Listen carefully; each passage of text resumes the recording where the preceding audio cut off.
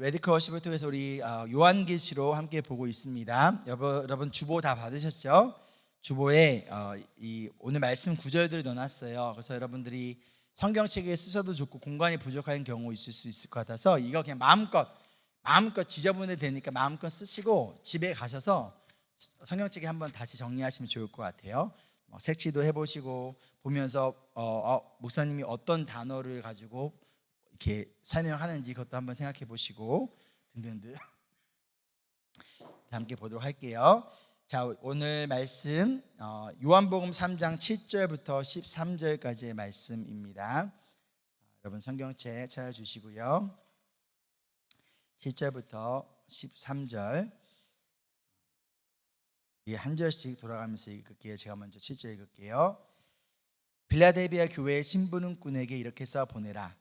거룩하신 분, 참되신 분, 다윗의 열쇠를 가지고 계신 분, 여시면 닫을 사람이 없고 닫으시면 열 사람이 없는 그분이 말씀하신다.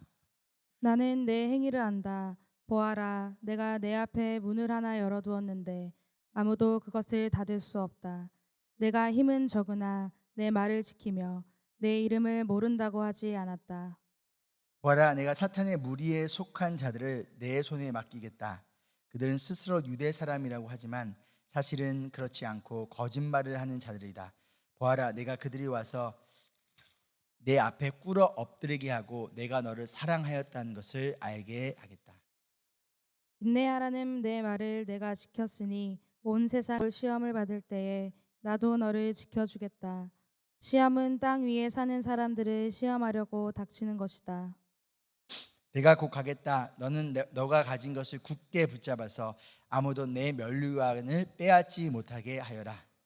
이기는 사람은 내가 내 하나님의 성전의 기둥이 되게 하겠다. 그는 다시는 성전을 떠나지 않을 것이다. 나는 내 하나님의 이름과 내 하나님의 도시 곧 하늘에서 내 하나님께로부터 내려오는 새 예루살렘의 이름과 또 나의 새 이름을 그 사람의 몸에 써두겠다. 13절 같이 읽겠습니다.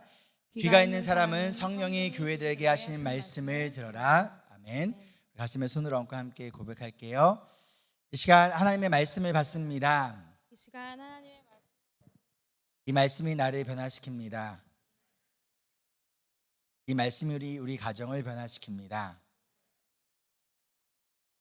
내 멋대로의 신앙에서 벗어날 것입니다. 아멘. 오늘 제목은요, 흔들리지 않는 기둥이에요. 우리 교회 안에 보면 기둥이 몇 개 있을까요? 이 본당 성전 안에 본당 안에 몇 개 있죠? 우리 전문가의 시선으로 한번 우리 빌더의 시선으로 보면 몇 개 있을까요? 16개. 그렇죠? 제 눈에는 사실 이거 4개밖에 안 보였어요. 예, 근데 그렇죠. 전문가의 눈에 딱 보니까 이제 이 16개가 있는 거예요. 그렇죠? 이 16개의 기둥이 있으니까 이 큰 건물이 흔들리지 않고 최근에 막 지진이 왔던 것 같아요. 그렇죠? 지진도 오기도 하고 막 그런 가운데서 흔들리지 않는다라는 거예요. 우리 신앙도 마찬가지입니다. 우리의 신앙의 기둥이 약하면 자그마한 지진에도, 자그마한 고난에도, 자그마한 어려움에도 흔들려 버린다라는 것이죠. 오늘 우리 요한계시록에 나오는 7가지 교회 중에서 오늘 빌라델비아 교회는요, 서머나 교회와 함께 유일하게 이 두 교회는 칭찬만 들었어요. 누구에게? 예수님께. 영혼의 닥터이신 예수님께. 다른 교회들은 너 이거 잘못했어. 지난 시간에 봤던 4대 교회 칭찬 하나도 못 들었어요. 너가 살아있다라는 평판을 사람들한테 듣고 있지. 너 좋은 레퓨테이션 받고 있지. 그러나 실상은 너희는 죽었어 라고 얘기하셨잖아요. 그런데 오늘 나오는 이 빌립보 교회는요, 빌라델비아 교회는요, 예수님이 책망을 하지 않으세요. 칭찬만 하세요. 여러분 칭찬 받고 싶으신가요? 네, 그렇죠. 저도 칭찬받고 싶어요. 칭찬은 뭐를 춤추게 한다? 고래를 춤추게 한다. 제 대학생 때 나왔던 책이에요. 굉장히 유명했었던 책인데요. 예수님께서 그럼 과연 이 빌라델비아 교회를 보고, 참고로 저 칭찬 많이 듣습니다. 혹시 제가 칭찬 안 듣는지 오해하실까봐, 성도님들 저 칭찬 엄청 많이 해주세요. 칭찬 먹고 살이 부르부럭 찌고 있습니다. 자, 빌라델비아 교회가 어떤 이유로 예수님께서 칭찬을 하셨을까? 우리 함께 보시면서, 아 그래, 나도 예수님한테 칭찬받아야겠다. 그러려면 어떻게 하면 되는 거예요? 오늘 말씀해 주시는 이 칭찬을 했던 모습을 내가 따라하면 되는 거예요. 그렇죠? 카피하면 되는 거예요. 자, 7절 말씀 우리 한번 다 같이 한번 읽어볼게요. 시작. 빌라델비아 교회의 심부름꾼에게 이렇게 써 보내라. 거룩하신 분, 참되신 분, 다윗의 열쇠를 가지고 계신 분, 여시면 닫을 사람이 없고 닫으시면 열 사람이 없는 그분이 말씀하신다. 아멘. 자, 신부꾼은 누군지 이미 여러 차례 설명했죠. 천사라고 말씀드렸어요. 자, 그럼 먼저 우리 빌라델비아라는 지역에 대해서 좀 알아볼게요. 이 빌라델비아라는 지역은요, 주전 예수님이 오시기 전이에요. BC라고 해요. BC가 Before Christ죠. 예수님이 Before 치킨이 아니에요. Before Christ예요. 예수님이 오시기 전 BC 2세기에 버가마 왕조가 있었습니다. 그 버가마 왕조의 아탈루스 2세라는 왕이 자기 형에 대한 사랑의 표시로 세운 도시가 바로 이 빌라델비아였어요. 그래서 이 빌라델비아라는 이름의 뜻은 형제 사랑이라는 뜻이에요. 형제 사랑. 이 빌라가 필리아예요. 필리아, 사랑이라는 뜻이고, 우정을 나타내는, 헬라어는 사랑이 세 가지가 있어요. 아가페가 있고 필레오가 있고 그다음에 에로스가 있어요. 우리 창호도사님 내일 결혼하잖아요. 그러면 이 세 가지 사랑 중에서 어떤 사랑일까요? 그렇죠. 이 세 가지 다 하는 거예요. 에로스만 하는 게 아니라 그 가운데서 필레오 사랑, 우정으로서 사랑, 가운데 하나님께서 주시는 그 헌신적인 서로의 사랑, 그 아가페의 사랑, 이 세 가지 사랑이 우리에게 다 필요한 거예요. 즉 이 빌라는 뭐예요? 필리아, 사랑이라는 뜻이고, 델비아는 아데폴스라는 헬라어예요. 아데폴스, 형제라는 뜻이에요. 그래서 이 두 개가 합해져서 이제 빌라델비아 형제 사랑이라는 이제 도시를 이 아탈로스 2세가 만들었는데요. 자기 형 유메네스, 이름이 유메네스예요. 유메네스가 전쟁에 나갔다가 암살되었다는 소식을 듣습니다. 죽었다는 소식을 들어요. 그 소식을 듣고 주변 사람들이 너가 이제 왕이 돼야지 막 이렇게 하는 거예요. 그래서 형이 죽었으니까 어쩔 수 없이 자기가 왕권을 이어받은 거죠. 왕이 돼가지고 그때 그 형을 생각하며, 죽은 형을 생각하며 형을 사랑하는 마음으로 도시를 만들었어요. 그게 바로 이 빌라델비아라는 도시였어요. 그런데 얼마 뒤에, 왕이 되고 난 지 얼마 뒤에 죽었던 형이 살아 들어온 거예요. 근데 어떻게 해요? 이미 이 아탈루스 2세는요 자신의 왕을 너무 잘한 거예요. 형보다 더 잘했어요. 그래서 너무 잘하고 있었단 말이에요. 그 사람들이, 신하들이 당신께서 왕을 해야 됩니다 라고 하는데, 아니야, 죽었다 내 형이 돌아왔는데 이거는 원래 형의 자리야 하면서 아낌없이 이 왕권을 다시 형에게 미련 없이 넘겨주고 자기는 조용히 뒤에서 서포트를 했던 왕이 바로 아탈루스 2세예요. 이 아탈루스 2세가 세운 도시가 빌라델비아예요. 그런데 이 빌라델비아 교회는요, 이 요한계시에서 우리가 보고 있는 이 7개 교회 중에서 가장 중앙점에 있고요, 이 7개 교회 중에서 가장 힘이 셀까요? 약할까요? 가장 힘이 약했어요. 이 빌라델비아는요, 지리적으로 로케이션으로 보면요, 로마와 소아시아, 마이너 에이시아를 연결시키는 게이트 역할을 했어요. 그래서 빌라델비아를 교회를 향해서 관문이라는 뜻을, 그 별칭을 가지고, 애칭을 가지고 있어요. 그래서 오늘 말씀에 예수님께서 게이트, 문이란 말을 사용하신 이유가 빌라델비아가 소아시아부터 로마로 들어가고 나오가는 문의 역할을 했기 때문에 예수님도 일부러 문이라는 표현을 이따가 뒤에 써요. 그렇다면 많은 사람들이 왔다 갔다 해요. 그리고 이 빌라델비아는 포도주가 유명했어요. 그렇죠? 그러면 이 도시는 잘 살았을까요? 못 살았을까요? 상식적으로 생각해 봅시다. 포도주가 잘 나는 도시이고, 그 당시에 모든 세계는 로마를 통한다는 말이 있었잖아요. 그래서 로마와 모든 아시아를 연결시키는 그 게이트 역할을 했던 도시예요. 그러면 잘 살았을까요? 못 살았을까요? 잘 살았죠. 하지만 실질적으로 이들은요, 못 살았어요. 왜 못 살았냐? 이 빌라델비아 지역은 지진대 위에 딱 있었어요. 그래서 툭 하면 지진이 나는 곳이었어요. 그리고 실제적으로 AD 17년, 예수님이 오신 이후에 AD 17년에 대지진으로 인해서 빌라델비아 도시 전체가 완전히 잿더미가 되어질 정도로 완전히 다 망했던 도시예요. 그런데 이후에 로마 황제가 다시금 이 도시를 재건시켜줘요. 왜 다시금 만들어줄까요? 그렇죠. 로마와 아시아를 연결하는 중요한 관문이니까 그대로 무너진 채 놔둘 수는 없으니까 로마가 많은 돈을 들여서 빌라델비아 도시를 다시금 리빌딩을 시킵니다. 그렇기 때문에 이 도시에 살고 있는 사람들은 누구의 말을 잘 들을까요? 로마 황제의 말을 잘 들어요. 왜요? 항상 돈을 갖다 주는 거예요. 여기는 언제 툭하면 또 지진이 나고 또 부서지고 그러면 누가 고쳐줘요? 로마 황제가 고쳐줘야 되는 거예요. 그래서 철저하게 로마 황제에 대한 굉장한 숭배가 그 당시에 도미티누스 황제 때 전국적으로 로마가 다스리고 있는 제국의 황제 숭배 사상을 가리켰는데 그 중에서 특별히 빌라델비아는 이것이 굉장히 강했던 도시였습니다.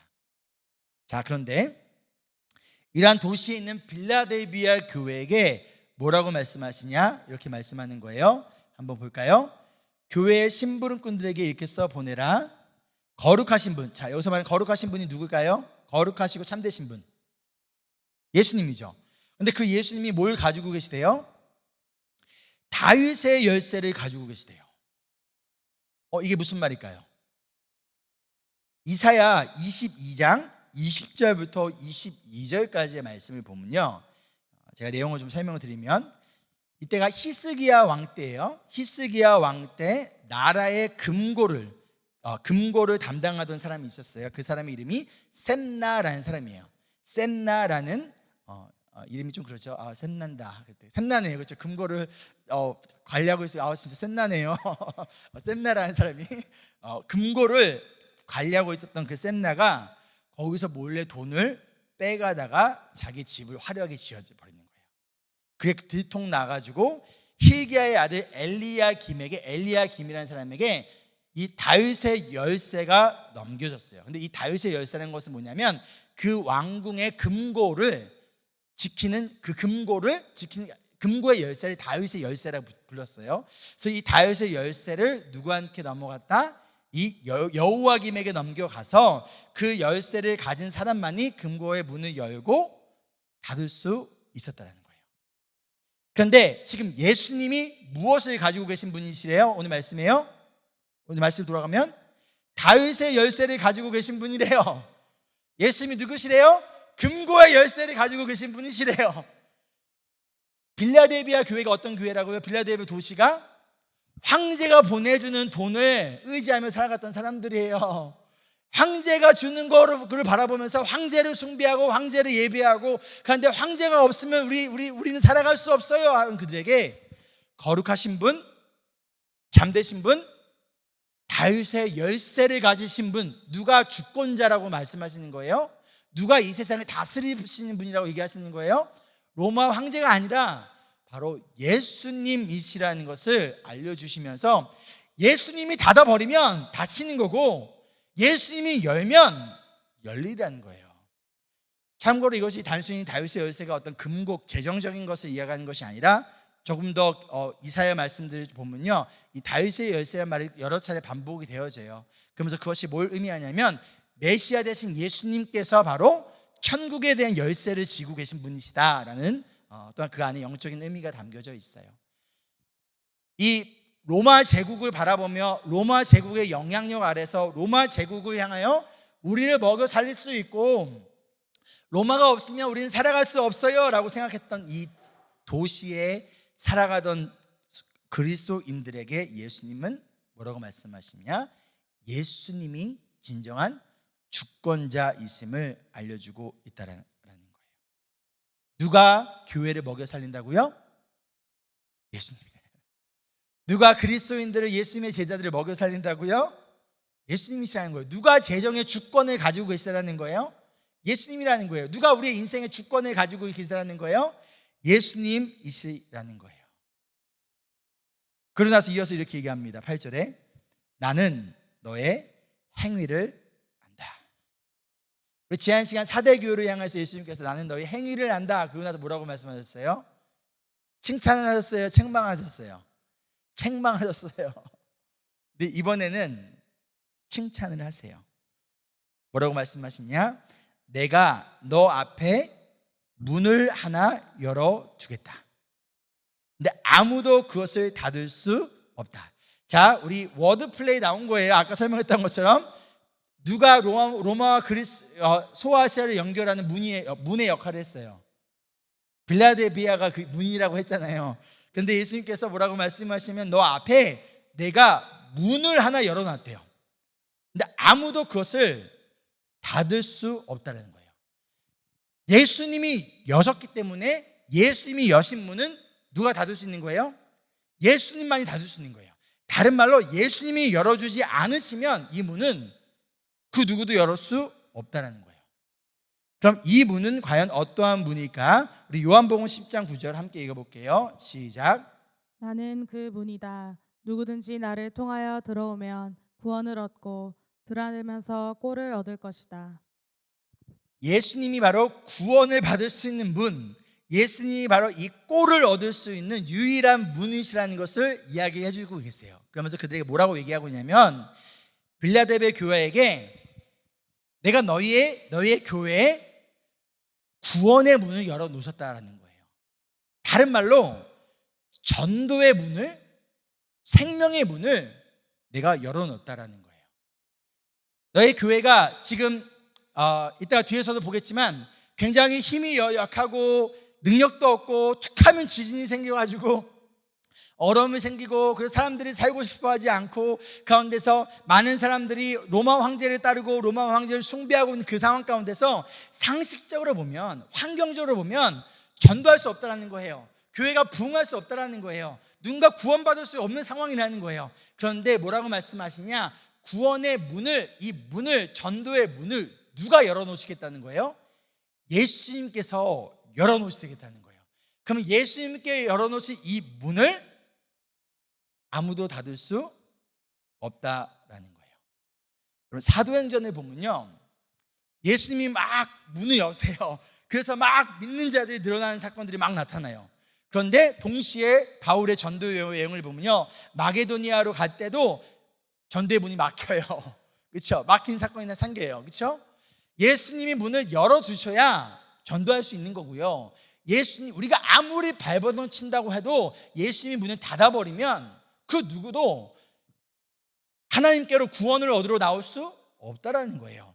예수님이 그 생명의 게이트시고 생명의 문이시고 예수님이 전도의 문이시기 때문에 그분이 열어주셔야 된다는 거예요. 우리 교회가 영적으로 부흥하려면, 더 많은 사람들이 주님 앞에 나오려면 어떻게 해요? 누가 잘해야 돼요? 제가 잘해야 되나요? 열심히 잘하겠습니다. 우리 성도님들이, 집사님들이 열심히 더 잘해야 되나요? 그것도 중요한데 그것보다 더 중요한 것은 예수님이 그 문을 열어주셔야 된다는 거예요. 예수님이 열어주지 않으시면 그 누구도 나올 수 없다라는 거예요. 그러면 여기서 중요한 질문이 바로 이거예요. 왜? 예수님은 왜 빌라델비아 교회에게 이 문을 열어주셨을까요? 그 이유가 무엇이냐? 바로 이어지는 9절 말씀, 9절 말씀 읽기 전에 우리 8절 말씀 다시 한번 볼게요. 8절 다 같이 한번 읽어볼게요. 시작. 나는 내 행위를 안다. 보아라, 내가 내 앞에 문을 하나 열어두었는데 아무도 그것을 닫을 수 없다. 내가 힘은 적으나 내 말을 지키며 내 이름을 모른다고 하지 않았다. 자, 너가 힘은 적대요. 힘은 적으나 내 말을 지키며 내 이름을 모른다고 하지 않았다라는 거예요. 자, 먼저 빌라델비아 교회가 당시에 가지고 있었던 세 가지 어려움이 있었어요. 첫째가 뭐냐면 박해였어요. 예수 그리스도를 믿는다는 것 때문에 로마 황제 도미티안 시대에 가장 기독교인에게 박해가 심했을 때 황제 숭배를 강요했을 이 시기에 이들이 있었다는 거예요. 첫 번째 박해. 두 번째가 우상숭배였어요. 황제에 대한 우상숭배뿐만 아니라 그리스의 여러 신들을 향한 우상숭배였어요. 제가 저번에 작년 레디컬 마지막 때도 이거 설명하면서 다른 교회 설명해서 한번 설명했는데, 물건을 사고 팔고 상인으로서, 그죠? 상인으로서 일을 하려면 길드에 들어가야 돼. 길드라는 조합.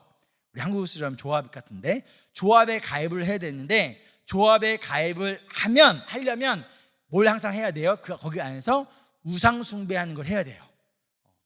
그거를 내가 조인을 해야지만, 사인을 해야 하고, 실제로 우상숭배를 한마디로 다른 신에게 절을 하고 해야지만 뭐 할 수 있는 거예요? 먹고 살 수 있는 거예요.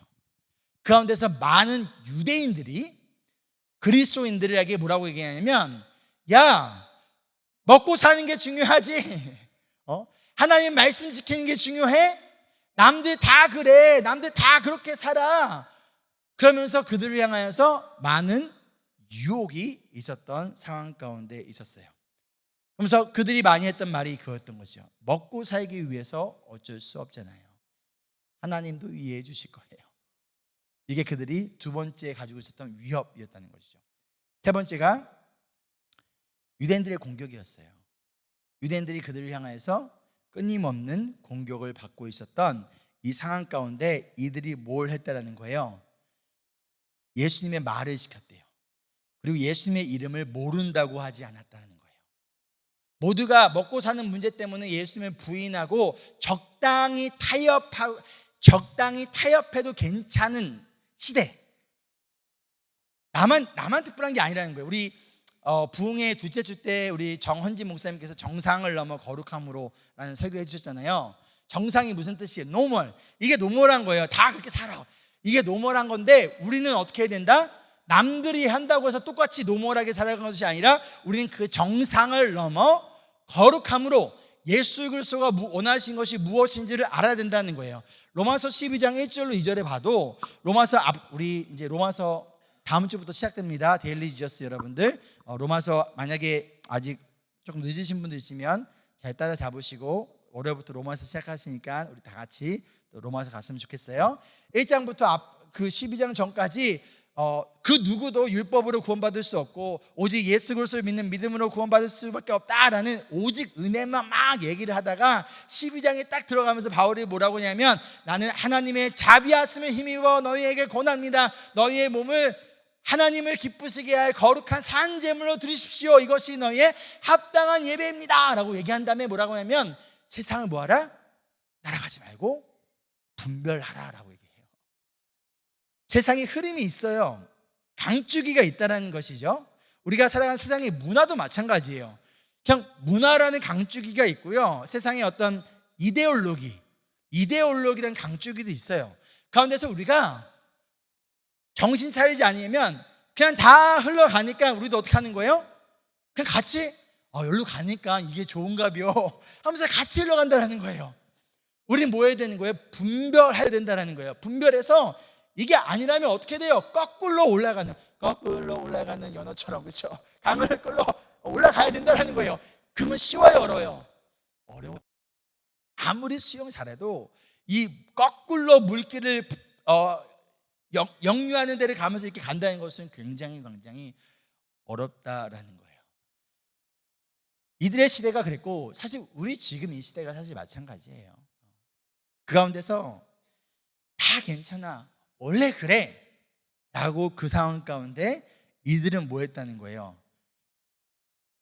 다른 사람의 말을 듣고 그들의 말에 따른 것이 아니라 예수님의 말을 들었대요.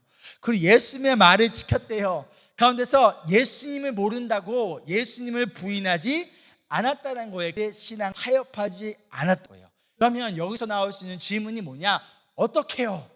그들이 어떻게 이 신앙을 타협하지 않을 수 있었을까요? 그게 뭐냐? 먼저 이걸 얘기하고 있어요. 너가 힘은 적으나. 그렇죠? 자, 힘이 적다. 우리가 교회가 혹은 그리스도인이 세상에서 능력이 있고 돈도 많고 지위도 높고 그러면 신앙을 지키기 더 쉬울까요? 아니에요. 더 어려워요. 왜요? 잃어버릴 게 더 많으니까. 사람들의 보는 관심과 기대가 더 많으니까. 하나님, 내가 어떤 지위에 올라서 어떤 역할이 되면 하나님께 영광을 돌릴게요. 아니요, 하나님을 이용하는 거예요. 막상 그 자리에 가면 말로는 어떻게 할지 모르겠지만 오히려 굉장한 신앙의 유혹과 어려움이 있다는 것이죠. 타협의 유혹. 지난 시간 주일날 말씀드렸던 것처럼 하나님은 언제 영광 받으신다? 약속의 말씀에 뭐 할 때? 아멘 할 때.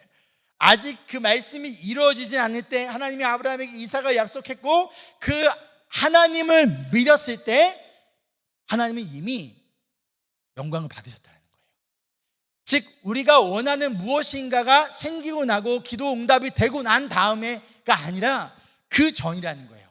이 빌라델비아 교회는요, 능력이 전혀 없었던 교회였어요. 즉 이들이 말씀을 지키며 어떤 상황 가운데서 예수님을 부인하지 않고 신앙을 타협하지 않았던 이유가 그들이 힘과 능력이 있었기 때문에 아무리 그 조합 길드에 가입해서 하면 우상 숭배를 해야 되는데 이들이 가입하지 않았다는 얘기예요.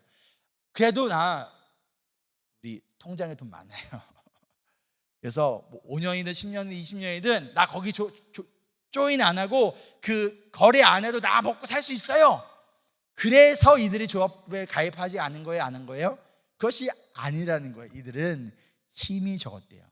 재미있는 얘기 해볼까요? 힘. 이 힘이라는 이 단어가요, 헬라어로 미크란이라서 미크란은 영어의 마이크로의 루트가 되는데 이게 미크란이에요. 이 미크란이라는 뜻은요 10만 분의 1이라는 뜻이에요. 10만 분의 1. 그게 얼마만큼일까요? 굉장히 작은 거예요. 정말 아무것도 아닌 거예요. 빌라델비아 교회가, 즉 빌라델비아 성도들이 예수님께 이렇게 말한 거, 너가 가진 거는 미크론이야, 마이크로야. 너 10만 분의 1밖에 없지? 서현 전사님 통장에 얼마 있어요? 1불은 있어요? 좀 이러고 있는 상황인 거예요. 그렇죠? 마이너스죠? 이러고 있는, 예를 들어서요, 이러고 있는 상황이에요. 예수님이 놀리는 거예요? 아니에요. 너가 가진 능력은, 너가 가진 돈은, 너가 가진 상황은 아주 약하고 별 볼 거 없지만 그럼에도 너희가 뭐 했다는 거예요? 예수님의 말을 지키며 예수님을 모른다고 하지 않았다라는 거예요. 그 이들이 이것으로 칭찬을 받습니다. 이걸 보고 예수님께서 뭘 여신 거예요? 전도의 문을 여신 거예요. 당연하지 않을까요? 생각해 보세요. 예수님의 양이에요. 예수님의 양들을 예수님께서는 어디로 보내고 싶을까요? 잘 먹일 수 있는 곳? 예수님의 제자들을 어디로 보낼까요? 예수님의 제자로 잘 훈련되어지는 곳으로 보내고 싶어 하시겠죠? 그런데 만약에 이 교회에 A란 이 빌라델비아 교회에 보내면 여기는 막 타협하고 막 형식적으로 그냥 교회만 일주일에 한 번 나와서 형식적인 예배만 드리고 정말 언제든지 세상 속에서는 우상 숭배도 하고 믿음도 타협하고 다 그렇게 살아 그러는 곳이라면 예수님께서 그런 곳에 전도의 문을 열고 싶으실까요? 안 열고 싶을까요? 열고 싶지 않아요. 왜? 이 양들을 사랑하시기 때문이라는 거예요. 이들이 엄청난 능력이 있고 얼마만큼 사역을 잘해서가 아니라 이거 하나, 신앙을, 믿음을 타협하지 않고 예수님을 바라보며 예수님의 말씀을 우선순위로 프라이어리티로 두고 그 말씀을 지키며 어떠한 상황 가운데서도 예수님을 부인하지 않았던 이걸 보고 예수님은 문을 여셨다는 거예요. 그 이들을 칭찬하셨다라는 거예요. 임브레스 교회가 주님께 칭찬받는 교회, 우리 임브레스 교회 모든 성도님들이 예수님께 칭찬받는 성도 제자가 되기 위해서, 또한 여러분의 삶을 통하여 또 우리 교회를 통하여 많은 영혼을 구원의 길로 전도하는 교회로 나아가기 위해서 우리에게 필요한 것은요 돈과 능력이 혹은 사람의 숫자가 아니라는 것이죠. 얼마든지 예수님께서 그 전도의 문을 열어버리시면, 구원의 문을 열어주시면 가능하다는 거예요. 그런데 아무한테나 열어주니까 그렇지 않다는 거예요. 온전히 예수님을 바라보며 나는 비록 능력도 없고 연약하고 내가 가진 건 별로 없지만 그럼에도 불구하고 예수님을 바라보며 예수님의 말씀을 최우선으로 그것을 지키며 나아가는 교회, 어떤 상황 가운데서도 타협하지 않는 교회, 그런 교회에 예수님은 전도의 문을, 다른 말로 구원의 문을, 생명의 문을 예수님께서 열어주신다는 것이죠. 아멘. 이어진 9절 말씀 우리 함께 읽어볼게요. 시작. 보아라, 내가 사탄의 무리에 속한 자들을 내 손에 맡기겠다. 그들은 스스로 유대 사람이라고 하지만 사실은 그렇지 않고 거짓말을 하는 자들이다. 보아라, 내가 그들이 와서 내 앞에 꿇어 엎드리게 하고 내가 너를 사랑하였다는 것을 알게 하겠다. 자, 여기서 사탄의 무리에 속한 자들이라고 얘기하고 있어요. 누가 사탄의 무리에 속한 자들일까요? 여기 누가 사탄의 무리에 속한 자들을 얘기하고 있을까요? 그들은 스스로 유대 사람이라고 얘기하고 있다는 거예요. 그렇죠? 자, 여기서 말하는 사탄의 무리에 속한 사람들, 이 사람들은 이들이 예수님을 믿는 것을 방해하고 붙들고 나간 사람들이었어요. 그들을 유대 사람이라고 하지만 사실은 그렇지 않아요. 겉으로는 자기 유대인이고 경건하고 하나님을 믿는 사람들이라고 얘기하고 있다는 거예요. 스스로는. 하지만 그들은 거짓말하는 자들이라는 거예요. 그런데 이들이 그 당시에 많은 그리스도인들을 핍박했던 자들이라고 아까 앞서 설명드렸죠. 이 핍박했던 자들이 어떻게 된다는 거예요? 내가 그들이 와서 너 앞에 꿇어 엎드리게 한다는 거예요. 내가 너를 사랑하였다는 것을 알게 하겠다. 나를 핍박했던 누군가가 뭐 때문에 핍박하는 거냐면 내가 믿음을 지키는 것 때문에, 신앙을 타협하지 않는 것 때문에 누군가가 핍박한 거예요. 우리가 어떤 누군가가 우리 승하 성도님을 직장에서 핍박할 수 있어요. 뭐 때문에? 예수님을 믿는 내가 타협하지 이 신앙 때문에. 우리가 얼마든지 같은 그리스도인들이라고 말하지만 때로는 오히려 믿지 않는 사람이 믿는 사람을 핍박하기보다는 믿는 사람이 믿는 사람을 핍박하는 경우도 많이 있어요. 종종 있어요. 왜 너만 그래? 다 이렇게 신앙생활하는데 너만 뭐 특별하게 뭐 그렇게 뭐 잘났어? 뭐 여러 가지 핍박이 있을 수 있다라는 거예요. 그런데 그 핍박 가운데서 예수님께서 어떻게 하시겠다는 거예요? 그들을 너희의 앞에 꿇어 엎드리게 하겠다는. 누가? 예수님이 하시겠다는 거예요. 내가 그들과 싸워서 내가 이기는 것이 아니라 예수님이 꿇어 엎드리게 하시겠다는 거예요. 그들이 여기서 꿇어 엎드린다라는 의미는 뭐냐면 단순히 이들의 앞에 와서 잘못했습니다, 용서를 구합니다 라는 의미를 뛰어넘어 이들이 누가 됐다는 것을 얘기하는 거예요. 하나님을 예배하는, 예수님을 예배하는 예배자가 됐다는 의미를 가지고 있어요. 즉 예수님을 믿지 않고 핍박하던 자들이 결국 예수님께서 그들을 꿇어 엎드리게 하시겠다라는 거예요. 근데 그것이 바로 내가 너희를 사랑한다 것을 알게 될 것이라는 거예요. 이게 사랑의 증거라는 거예요. 사랑의 증거가 지금의 나의 현재 상황이 더 좋아지는 것을 사랑의 증거로 말씀하고 있지 않으세요? 지금요. 빌라델비아 교회가 갑자기 막 돈이 많아지고 능력이 커지고 막 커지는 것을 사랑의 증거로 말씀하지 아니하시고 핍박하는 자들이 돌아와 예수님의 제자가 되는 것. 이게 사도행전에 나타나요. 6장 7절.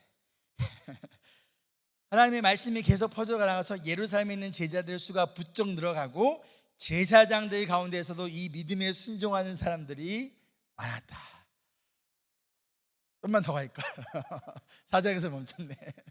6장 앞에 2, 3, 4장을 보면요, 이 제사장들이 제자들을 막 핍박해요. 감옥에 가둬요. 그런데 이 제사자들 중에서 핍박하는 자들이 주님께로 돌아왔다라는 것이죠. 이거 얼마나 아름다운. 자, 그러면 그러기 위하여 핍박하던 자들이 돌아와 예수님을 예배하고 찬양하는 그러한 교회가 되기를 위하여 우리가 해야 될 우리의 역할은 무엇일까요? 우리의 역할은 무엇인지 이어지는 말씀 10절 함께 읽겠습니다. 시작. 인내하라는 내 말을 내가 지켰으니 온 세상에 닥쳐올 시험을 받을 때에 나도 너를 지켜주겠다. 시험은 땅 위에 사는 사람들을 시험하려고 닥치는 것이다. 자, 첫 번째 뭐하라? 인내하라. 이들이 한 거 뭐예요? 지혜로운 말로 그들과 싸우고 언변을 토론을 하고 아니요. 가운데 인내했다는 거예요. 그때를 기다리며 예수님께서 행하실 그때를 기다리며 내가 하지 않겠다라는 거예요. 능력이 없어서일 수도 있어요. 그건 잘 모르겠어요. 아니면 악을 악으로 갚는 것이 아니라 악을 선으로 갚아라 라는 말씀처럼 하나님께서 행하시도록 그 악을 갚지 말고 선으로 해파라, 악을 선으로 갚아라 라고 말씀하시기 전에 12장 로마서 12장 후반부인데요, 그 가운데 뭐라고 말씀하면 내가 갚는다는 거예요. 예수님께서 내가 원수 갚는다. 즉 이들이 주님께 맡겼다는 거예요. 주님의 주권을 인정하고 주님께서 행하실 그때를 기대하며 내가 싸우고 내가 이기고 내가 밟아버리고 그래서 내가 스스로 이기는 사람이 되는 것이 아니라 그때가 언제가 될지는 모르지만 포기하지 않고 기다리며 인내했다라는 거예요. 그럼 아무것도 안 하고 그냥 인내하면 된다는 얘기일까요? 꼭 참으란 얘기인 걸까요? 아니요. 이어진 말씀이 이렇게 얘기하잖아요. 내 말을 너가 지켰으니. 그렇죠? 자, 여러분 이거 되게 중요한 말인데요, 잘 들어보세요. 헷갈리지 마세요. 우리가 하나님 예수님의 말씀을 지키는 걸까요? 예수님의 말씀이 우리를 지켜주는 걸까요? 맞아요. 우리가 주님의 말씀에 순종하세요, 주님의 말씀을 지키세요 라고 말씀하잖아요. 그러면 뭐가 지킬 게 뭐가 많아, 순종할 게 뭐가 이렇게 많아. 그래서 뭔가 막 해야 될 게 많은 것처럼 막 무거워진 것처럼 느껴져요. 근데 그것이 아니라 이 말씀을 읽고 이 말씀을 지킬 때 이 말씀이 나를 지켜주는 거예요. 어떻게 지켜주는 거예요? 인내할 수 있도록 지켜주고 여러 가지 세상의 유혹과 타협이 올 때 어떻게 하는 거예요? 그것부터 나를 지켜주는 거고 또 여러 가지 영적인 공격과 어려움 가운데서도 고난 가운데서도 나의 생각과 마음을 지켜주는 거예요. 그렇죠? 그래서 사도 바울도 빌립보서에 기도를 하면서 너의 생각과 마음을 예수 그리스도의 복음으로 지켜라 라고 얘기를 하고 있다는 거예요. 즉 말씀을 지키는 것이 우리가 매일 데일리 지저스를 읽고 성경을 읽고 그 말씀을 묵상하며 그 말씀을 아멘으로 붙들며 그 말씀을 지키며 나아갈 때 내가 이 말씀을 뭔가 지킨 것처럼 보이지만 사실 이 말씀이 나를 이 세상 속에서 예수님의 거룩한 제자로 그리스도인으로 살아갈 수 있도록 우리의 생각과 마음을 지켜주고 보호해 준다는 거예요. 그래서 에베소서 말씀에서도 전신갑주를 입어라 그랬잖아요. 구원의 투구를 쓰고, 그렇죠? 의의 흉배를 붙이고 보호하는 거예요. 그 말씀으로 나를 지킬 때 사탄이 아무리 불화살을 쏘더라도 어떻게 되는 거예요? 괜찮은 거예요. 튕겨나가는 거예요. 이들이 말씀을 지켜서 예수님이 이들을 칭찬한 것처럼 보여요, 사실요. 근데 사실 이들이 한 거는 예수님이 이들을 지켜준 거예요. 어디에서? 다 황제 숭배하고 전부 다 믿음을 타협하고 막 그런 그 상황 가운데서 이들이 뭔가 말씀을 지키고 이들이 뭔가 인내해서 결과적으로 한 예수님이 이들을 칭찬한 것처럼 보이지만 사실은 이 말씀을 통하여 예수님이 이들을 그 어두운 세상 가운데서 수많은 핍박과 유혹과 어려움 가운데서 이들을 지켜주시고 이들이 칭찬받을 수 있는 교회가 될 수 있도록 예수님께서 하셨다라는 거예요. 그럼 우리가 할 수 있는 방법은 뭐예요? 시험을 견디고 인내하며 나아갈 수 있게 여러 가지 영적 공격으로부터 우리가 스스로를 지키며 이 세상 속에서 타협하지 않고 예수님의 칭찬받는 성도로 교회로 살아가기 위해야 우리가 할 것은 예수님을 바라보며 이 말씀을 지키며 살아가는 거예요. 이 말씀을 붙들며 살아가는 거예요. 그래야 할 때 뭐라고 말씀하세요? 온 세상에 닥쳐올 시험을 받을 때 나도 너를 지켜주겠다. 예수님이 우리를 지켜주신다는 거예요. 예수님의 말씀을 소중하게 생각하는 사람, 여러분들 그렇지 않아요? 인간관계에서도 마찬가지 않아요? 내 말을 저 사람이 듣고 다른 사람은 다 아니래. 근데 그 사람은 내 말을 믿어줘요. 내 말을 들어줘요. 다른 사람은 10명 중에서 9명은 전부 다 내 말이 틀렸다고 얘기하는데 그런 상황 가운데서 누군가는 내 말을 들어주고 내 말을 믿어주고 내 말을 한다는 거예요. 여러분 그런 사람들 보면 마음이 어때요? 뭉클해요. 그리고 또 어떤가요? 그냥 다 주고 싶어요. 다 주고 싶어요. 그렇지 않으세요? 그리고 너는 내가 지킨다 이거 하고 싶어져요. 그러다가 이 사람이 누군가가 이 사람을 공격해. 이 사람이 나를 신뢰하고 내 말을 지키다가 다른 사람을 공격해. 그럼 나는 보고 가만히 있을까요? 그러면 안 되죠. 가서 내가 대신 지켜주는 거예요. 야, 그러지 마. 방어해주고 같이 싸워주고 지켜준다라는 거. 왜? 얘는 다른 사람들 다 아니라고 하는데 얘만 내 말을 들어주는 거예요. 예수님의 마음이 지금 그렇다는 거예요. 심지어 교회들까지, 그 당시에 심지어 그리스도인들까지 예수님 말씀이 틀렸어요. 세상이 어떠한데요? 요즘 문화가 어떠한데요? 예수님 우리 먹고 사는 거 걱정도 안 하시나 봐. 막 이런 상황 가운데에서 뭐 하고 있는 거예요? 이 교회는, 이 성도들은 난 그래도 예수님 말이 맞아. 난 예수님 편. 예수님 따를래. 다들 아니야, 그거 아니야, 너 바보야, 그러다 굶어 죽어, 그러다 또 지진 나면 어떡하려고 해 하면서 핍박하고, 너네 그러면 너랑 친구 안 한다 막 이런 상황 가운데서 왜 내 말 안 들어 하는 가운데 난 그래도 예수님 말 들을래. 그러면 예수님이 어떻게 하는 거예요? 이들을 지켜주고 싶은 거예요. 그 말씀하고 있는 거예요. 너희가 다 아니라고 할 때, 너희가 다 내 말이 진리가 아니라고 할 때, 너희가 다 심지어 그리스도인들과 교회들까지 내 말에 순종하지 않을 때 너희는 내 말을 지켰다는 거예요. 힘도 없고 능력도 없고 가진 것도 없고 성도도 별로 없는 너네 이 교회가 겉으로 보기에는 막 몇천 명 모이고 뭐 돈도 많고 막 그런 교회가 아니라 몇 명 모이지 않는 너희 교회가, 돈도 없는 그 교회가, 능력도 없는 그 교회가, 너희가 뭐 했다는 거예요? 내 말을 지켰으니 내가 뭘 열겠다는 거예요? 생명의 문을, 전도의 문을, 구원의 문을 내가 확 열어버리고, 그리고 내가 너희를 뭐하리라? 지켜주리다 라고 말씀하고 있다는 거예요. 결국 우리를 지키는 것은 사실 우리가 말씀을 지키는 것이 아니라 말씀이 우리를 지켜줍니다. 말씀이 우리를 지켜주기 위해서 우리가 해야 될 것은 뭐예요? 예수님의 말씀을 최우선으로 두고 그 말씀을 읽고 붙들고 지키며 나아가는 것. 이어진 11절을 볼까요? 내가 곡하겠다. I'm coming soon. 너가 가진 것을 굳게 붙잡으래. 이들이 가진 게 뭐가 있어요? 없잖아요. 가진 거 뭐밖에 없어요 지금은요? 말씀밖에 없잖아요. 믿음밖에 없잖아요. 그렇죠? 그거 붙들라는 거예요. 그것만 굳게 붙잡으면 된다는 거예요. 다른 거 붙지 말라는 거예요. 다른 거 붙잡지 말고 그것만 굳게 붙잡아라. 그러면 아무도 너의 면류관을 빼앗지 못하게 하리라. 내가 결국 너에게 승리의 면류관을 예수님께서 주실 테니 너가 해야 될 것은 뭐냐면 이 말씀을, 예수님을 지금처럼 변함없이 꾹 붙잡고 인내하며 나아가는 것. 우리가 말씀을 지킬 때 인내할 수 있고, 말씀을 지킬 때 우리를 예수님께서 시험에서 지켜주며 나아가 우리에게 승리의 면류관을 주시겠다라고 약속하고 있다라는 거예요. 그리고 이어서 이런 사람들을 뭐라고 불리는 거예요? 이기는 사람은. 누가 이겨요? 세상적인, 이거 카운터 컬처예요. 이거 패러독스를 얘기하는 거예요. 세상적에서 이기는 사람은 힘이 세서 능력이 많고 높은 자리에 올라가고 적당히 타협하면서 신앙에 타협을 하면서 뭔가 쭉쭉쭉쭉 승진하고 아니 쭉쭉쭉쭉 더 커지고 성장하는 뭐 교회든 개인이든 그게 세상의 관점으로 보면 이기는 것처럼 보이지만 예수님은 뭐라고 얘기하는 거예요? 반대로 얘기하는 거예요. 너희가 이겼다는 거예요. 너희가 바로 이기는 자들이라는 거예요. 그러면서 그들을 향해 뭐라고 얘기하냐? 이어서 내가 내 하나님의 성전의 기둥이 되게 하겠다. 누가?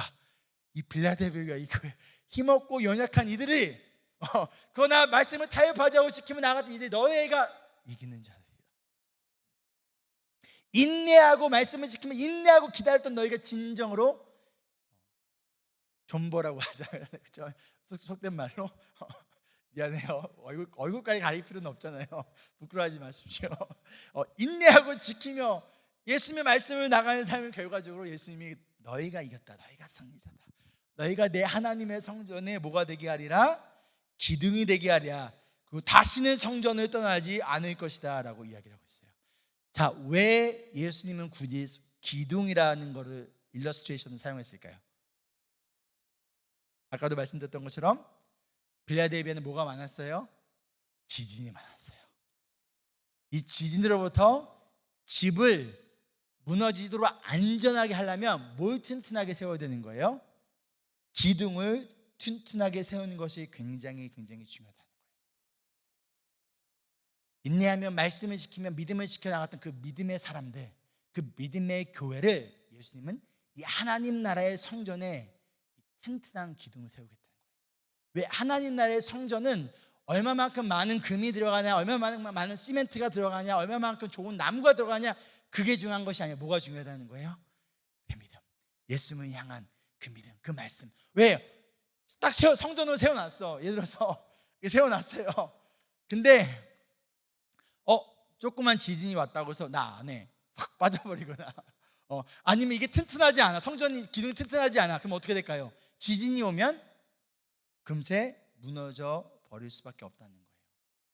결국 하나님의 성전을, 하나님의 나라를 세우는 이 세상 가운데서, 하나님의 이 모든 세상이 하나님의 성전인데, 이 세상 성전이라면 이 하나님 나라의 이 땅 가운데 하나님 나라의 성전으로, 기둥으로 세워져 가는 교회와 그리스도인들은 능력과 어떤 지위와 물질이 있는 교회가 아니라 어떤 상황 가운데서 예수 그리스도의 말씀을 최우선으로 두고 이것을 지키며 이것을 붙들며 살아가는 자들, 그들이 하나님 나라의, 하나님 성전의 기둥이라는 거예요. 저희 임브레스 교회가 이 멜번 땅에 영적으로 흔들리지 않도록 지키는 하나님 나라의 성전에, 저희 교회 우리 교회가 뭐 16개 기둥을 다 한다고 하고 싶지만 하나라도 그렇죠? 이 멜번 땅에 하나라도 하나님 나라의 성전에 어떠한 지진이 오더라도, 어떠한 고난이 오고, 어떠한 핍박이 오고, 어떠한 어려움이 찾아오더라도 흔들리지 않고 굳건히 그 자리를 지키는 기둥의 역할을 저희 교회가 감당하기를 소망합니다. 아멘. 그러기 위해서는 누가 임브레스 교회에 또 이런 기둥이 되어줘야 되는 거예요? 맞아요. 여기 성도님들이에요. 여러분들이 무너져 버리면 교회 무너지는 거예요. 기둥이 될 수 없다는 거예요. 저희 교회가 이 멜번 땅에서, 나아가 호주에서 든든한 영적 기둥의 역할을 감당하려면 이 교회 안의 구성원인 여러분들이, 우리가 흔들리지 않는 교회를 지탱하는 뭐가 되어야 되는 거예요? 든든한 기둥이 되어야 되는 거예요. 조그만한 지진이 왔다고 해서 휘청해버리고, 조그만한 여기서 이렇게 여진이 왔다고 해서 금이 가버리거나 확 무너져버리고 빠져버리고, 그런 것이 아니라 아무리 큰 지진이 오더라도, 어떤 어려움과 환난과 핍박과 어려움이 찾아오더라도, 아무리 큰 분열이 안 되죠, 지진이 찾아오더라도 뭐 하는 거예요? 그 자리 기둥으로서, 기둥은 함부로 움직이는 거 아닙니다, 여러분들. 기둥은 내가 스스로 움직이는 거 아니에요. 그 자리 딱 지켜서 뭐 하는 거예요? 이 기둥이 세워졌을 때, 이게 1850년인가 60년대 세워진 교회잖아요, 그렇죠? 그다음 이 기둥이 지금 100년 넘게 있는 거잖아요. 계산이죠. 150년, 160년. 그래서 제가 목사하는 거예요, 산수부대에서. 아무튼 이 기둥들이 이 교회를, 건물이 딱 받치고 있는 것처럼, 저 여러분들이, 우리 성도님들이 조그만 지진에도 흔들리는 것이 아니라, 어떠한 지진이 와도 와라, 컴온, 나는 이 자리를 든든한 기둥으로서, 무너지지 않은 영적 기둥으로서 내가 지켜가겠다. 그러기 위해 뭐가 필요하다? 예수님의 말씀이 필요하다. 예수님과의 깊은 영적인 교제, 인터미시가 필요하다는, 친밀감이 필요하다는 거예요. 예수님과의 만남과 예수님을 통한 영적인 공급, 우리에게 꼴을 주시는 그 예수님으로부터 끊임없는 그 영적 공급을 받아야 우리가 그 자리를 10년이 지나도 20년이 지나도 30년이 지나도 주님 다시 오실 때까지 흔들리지 않고 그 길을 걸어갈 수 있다는 거예요. 여러분, 무엇이 여러분 신앙생활 가운데 여러분을 흔드는 지진입니까? 지진은 한 번 왔다가도 안 온 것처럼 또 오가요, 그렇죠? 다음에 올 때는 더 크게 와요. 지진을 두려워하지 마시고, 우리를 하나님 나라의 성전으로 세우시고 우리를 지키겠다라고 약속하신 그 예수님을 바라보며 든든한 영적 기둥으로 세워져가는 우리 모두가 되기를 소망합니다. 아멘. 그 사람들에게 어떻게 하시겠다 예수님께서요?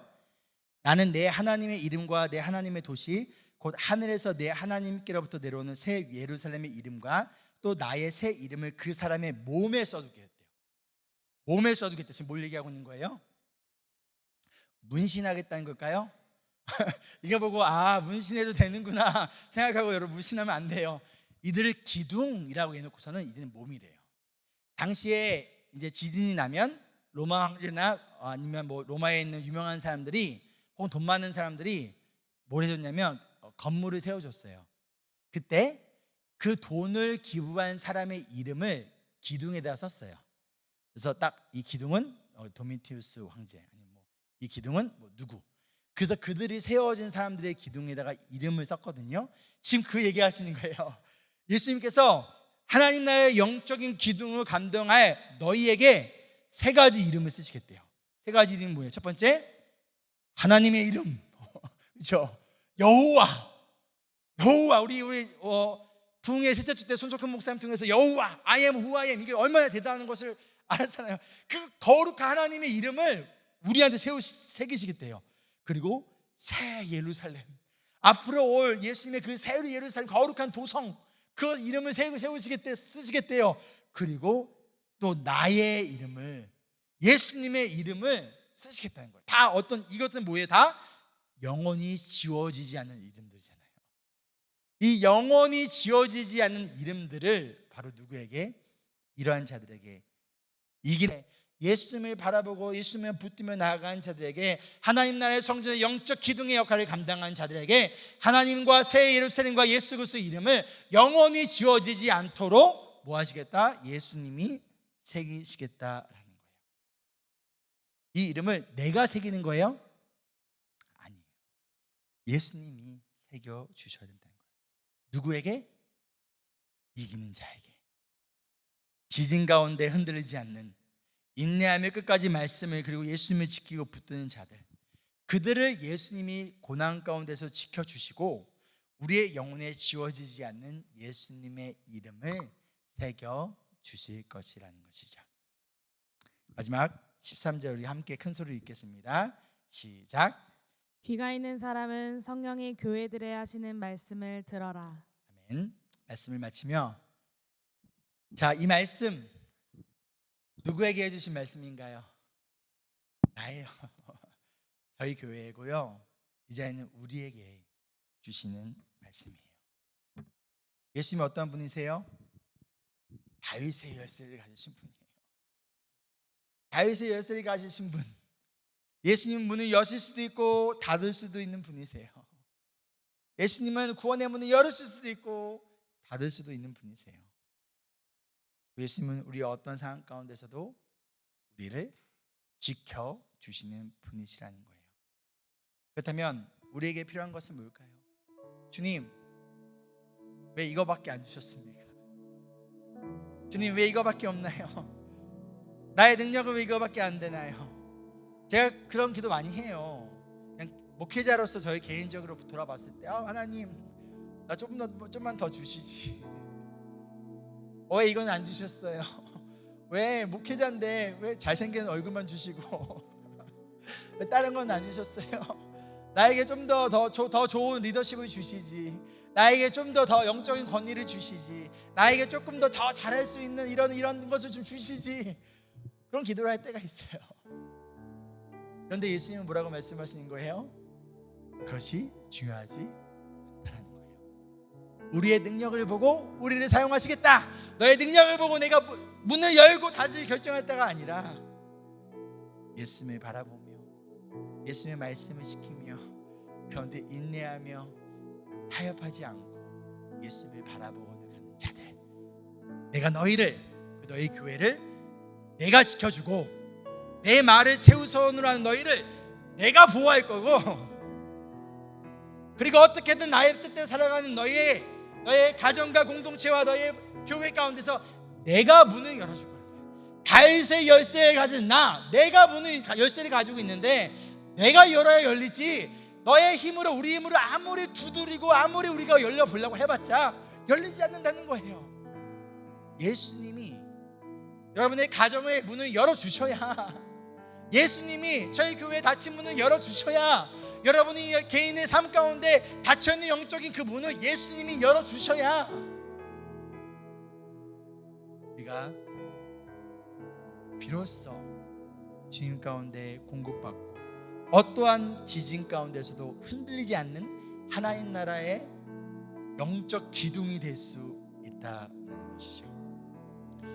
큰 기둥이 됐으면 좋겠습니다. 많은 기둥은 모르겠습니다. 그냥 흔들리지 않는 기둥. 어떠한 가운데서도, 어떠한 지진 가운데서도 흔들리지 않고 예수님을 바라보며, 그래, 예수님이 나를 이 땅에, 우리 가정에, 우리 직장에, 인브레스 교회 기둥으로 세우셨지. 예수님이 우리 또한 우리 남편들을, 여러분들 가정에 뭐로? 하나님의 성전에 영적 기둥으로 나를 세우셨지. 하나님이 나를 직장에, 하나님을 믿지 않는 많은 사람들이 있는 이 직장 가운데서, 하나님을 믿지 않는 많은 사람들이 있는 학교 가운데서, 그래, 하나님이 나를 이곳이 하나님의 성전이 되게 하기 위하여 나를, 이 능력도 없고 보잘것도 없는 하나님이 나를 영적 기둥으로 세우셨지. 나를 하나님이 세우셨으니 하나님이 지키실 거고, 하나님이 어떤 지진 가운데서 보호해 주시며, 하나님께서 하나님의 그 거룩한 이름을 내 몸 가운데 새기시겠지. 그런데 하나님께서 하나님의 때에 구원의 문을 열어주시고 생명의 문을 열어주셔서, 믿지 않던 자들이, 예수님을 믿는 거를 핍박했던 자들이 돌아와 주님을 예배하는 그날이지. 사랑하는 성도 여러분, 인브레스 교회의 영적 기둥이 되어 주십시오. 아멘. 나아가 여러분의 가정과 직장과 학교에서 하나님이 불러주신 영적 기둥으로서 하나님 나라의 성전을 그곳에서 또한 이루어나가는 우리 모두 되기를 간절히 소망하며 저희 함께 찬양하겠습니다.